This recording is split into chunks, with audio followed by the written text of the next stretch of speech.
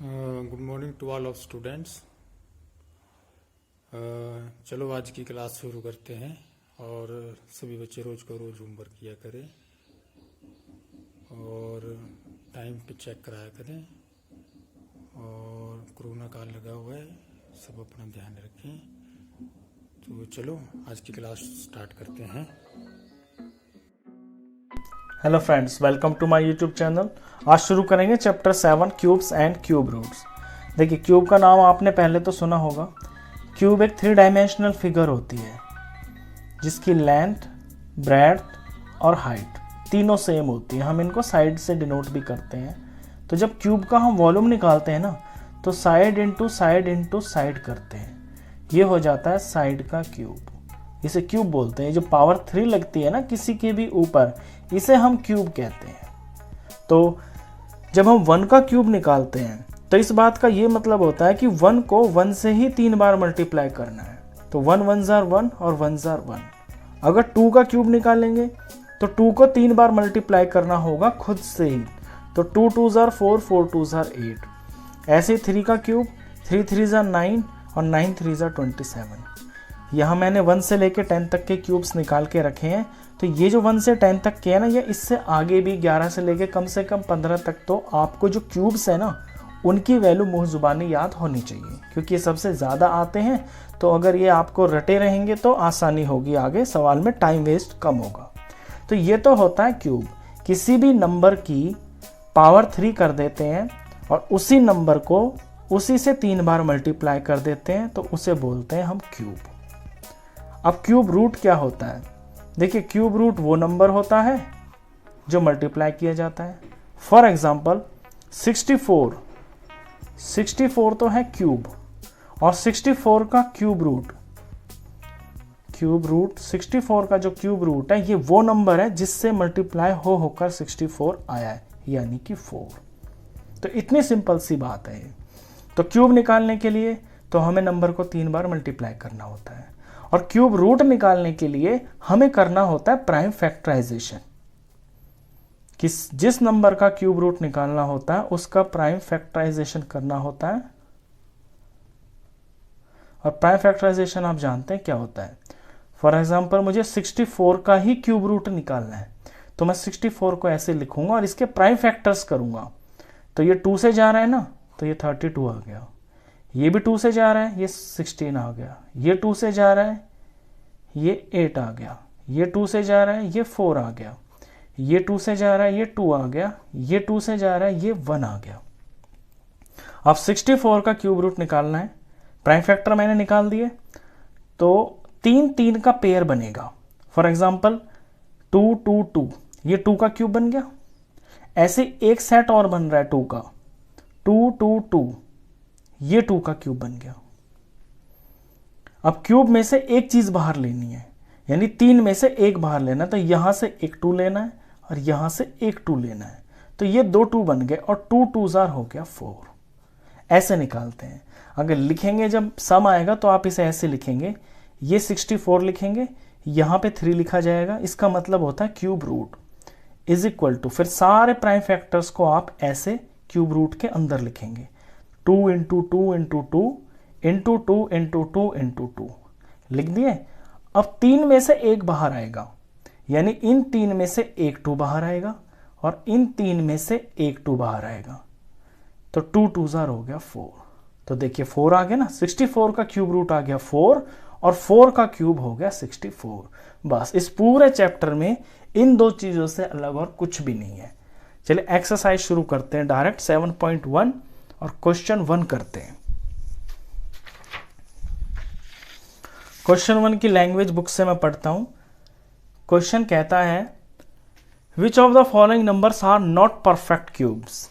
ये नंबर दे रखे हैं, इनमें बताना है कि कौन परफेक्ट क्यूब नहीं है।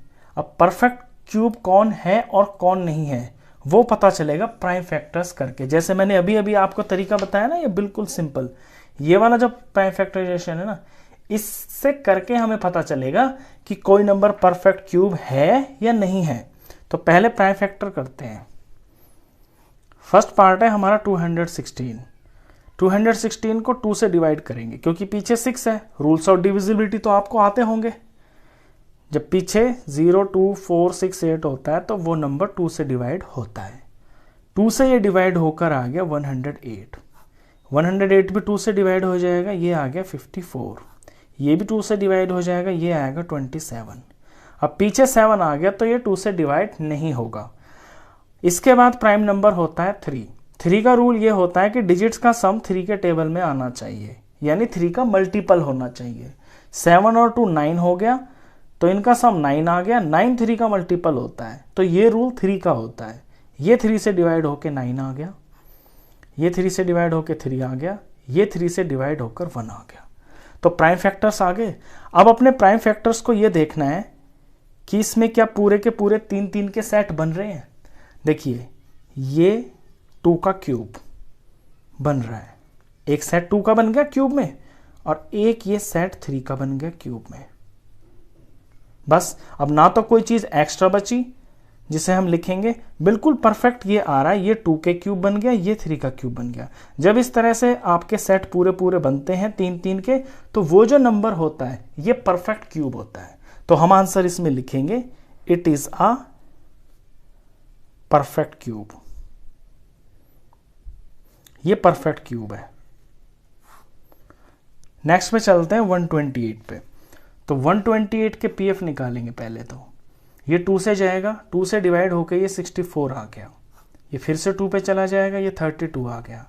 ये 2 से जाएगा 16, ये 2 से जाएगा 8, ये 2 से चला जाएगा 4, ये 2 से चला जाएगा 2, और ये 2 से जाएगा 1। अब यहां देखते हैं, ये एक 2 का क्यूब बन गया पूरा, और ये फिर से एक 2 का क्यूब बन गया पूरा, और ये एक 2 एक्स्ट्रा रह गया। तो हम इसे इस तरह से लिखेंगे 128 इज इक्वल टू ये 2 का क्यूब इंटू अगेन ये 2 का क्यूब, और ये एक 2 अकेला। तो ये जो अकेला है ना, ये इस बात को खराब कर रहा है, क्योंकि इसके सेट को खराब कर रहा है। अगर ये ना होता ना यहाँ पे, तो फिर जो भी नंबर बनता वो परफेक्ट क्यूब होता। लेकिन ये 2 लगने से यहाँ पे सेट तो नहीं बन रहा, 3 पूरे नहीं हो रहे ना। अगर ये 2 भी होते तो भी नहीं होते, यहाँ पे पूरे और 2 और होते तो 3 हो जाते। तो इस तरह का नंबर परफेक्ट क्यूब नहीं होता। तो इसमें लिखेंगे it is not a perfect cube. चलिए नेक्स्ट देखते हैं 1000। तो 1000 के पीएफ निकालते हैं। 0 है पीछे, 2 से जाएगा 500। 0 है पीछे, 2 से जाएगा 250। 0 है पीछे, 2 से जाएगा 125। अब पीछे 5 है तो 2 से तो ये डिवाइड होगा नहीं। 3 का रूल लगाएंगे, 5, 6, 7, 8। तो जिसका सम 8 आ गया डिजिट का, वो नंबर 3 से डिवाइड नहीं हो सकता। 3 के बाद आता है 5 प्राइम नंबर, तो जिसके पीछे 5 होता है वो 5 से डिवाइड हो जाता है। ये होगा 5 से डिवाइड। इसे 5 से डिवाइड करेंगे तो 25 आएगा, फिर ये 5 से डिवाइड होके 5 आ जाएगा, और 5 से डिवाइड होके 1 आ गया। अब हम अपने 1000 को लिखते हैं। यहां देखते हैं पहले, देखिए 2 का क्यूब एक पूरा हो गया, 1, 2, 3, और यहाँ 5 का क्यूब एक पूरा हो गया, 5 3 बार है। तो जो 1000 बना ना, ये 2 का क्यूब और ये 5 का क्यूब, 2 नंबर है, दोनों के ऊपर क्यूब है, तो it is a perfect cube. It is a perfect cube. तो ऐसे पता चलता है परफेक्ट क्यूब है या नहीं है। चलिए इसके 2 पार्ट और हैं नेक्स्ट, उन्हें भी करते हैं। 100 है तो 100 के पीएफ निकालते हैं। पीछे 0 है, 2 से डिवाइड होगा 50 आ गया। पीछे 0 है, 2 से डिवाइड हो गया 25 आ गया। अब ये 2 से नहीं होगा, ये 3 से भी नहीं होगा। पीछे 5 है तो 5 से होगा। ये 5 आ गया, और ये 5 से जाता है 1 आ गया। तो 100 के पीएफ हम लिखेंगे, ये क्या बना 2 का स्क्वायर, और ये क्या बना 5 का स्क्वायर। अब इसमें तो क्यूब कहीं भी नहीं आया, तो क्यूब का तो इसमें जिक्र भी नहीं हो रहा, तो ये परफेक्ट क्यूब नहीं है। तो it is not a perfect cube. जो भी यहां नंबर होना, उन सब के ऊपर 3 होना जरूरी है, वो ही परफेक्ट क्यूब होता है। चलिए लास्ट पार्ट है, इसे देखते हैं। 46,656। तो इसके पीएफ निकालते हैं। पीछे 6 है ना, ये 2 से डिवाइड हो जाएगा। जब हम इसे 2 से डिवाइड करेंगे तो ये आएगा 23,328। पीछे 2 है, ये 2 से डिवाइड हो जाएगा। इसे 2 से डिवाइड होके 11,664 आ गया। इसे 2 से डिवाइड कर देंगे तो ये आएगा 5,832। पीछे 2 है तो ये भी 2 से डिवाइड हो जाएगा, ये आ जाएगा 2916। पीछे 6 है तो ये 2 से डिवाइड हो जाएगा, ये आ जाएगा 1458। पीछे 8 है, ये भी 2 से डिवाइड हो जाएगा, ये हो जाएगा 729।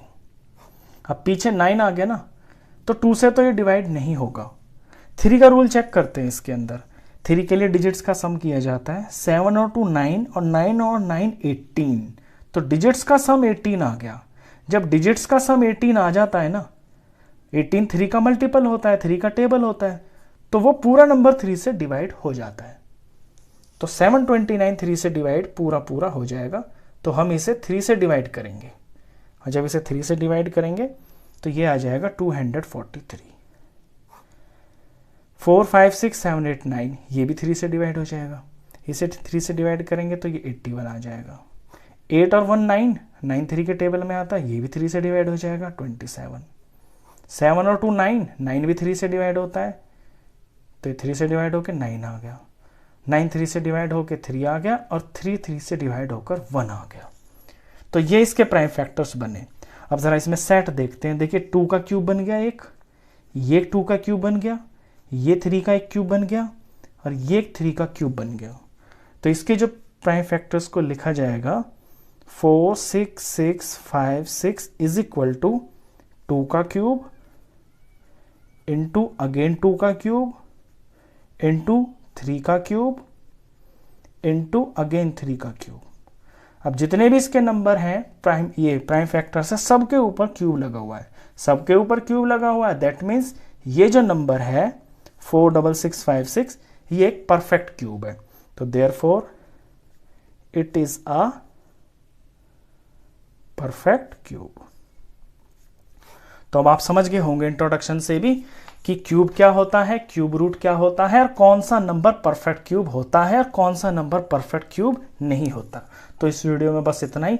नेक्स्ट क्वेश्चंस के लिए मिलते हैं फिर नेक्स्ट वीडियो में। तब तक के लिए गुड बाय।